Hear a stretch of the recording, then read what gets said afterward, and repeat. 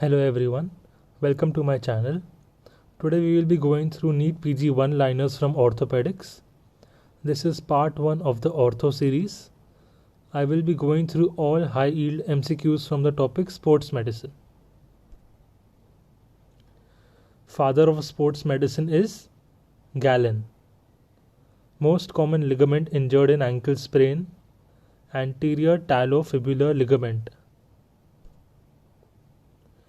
Most common joint to undergo dislocation is shoulder joint. Most common complication of shoulder joint dislocation, recurrence. Most common type of shoulder dislocation, anterior shoulder dislocation, which forms 95% of all shoulder dislocations. Most common type of anterior shoulder dislocation, subcoracoid.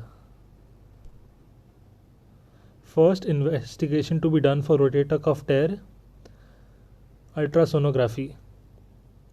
Investigation of choice for rotator cuff tear, MRI.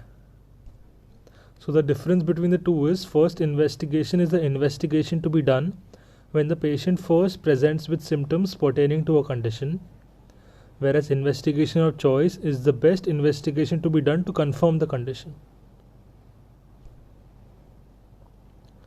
Which structure prevents anterior gliding of tibia on femur?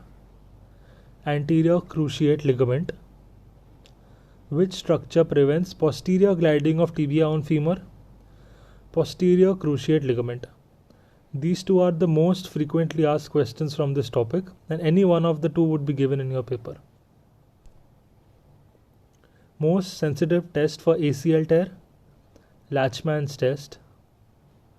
Which activity will be difficult to perform for a patient with ACL tear? Walking downhill. O'Donoghue triad includes triple injury of ACL, MCL and medial meniscus. This is also known as an unhappy triad.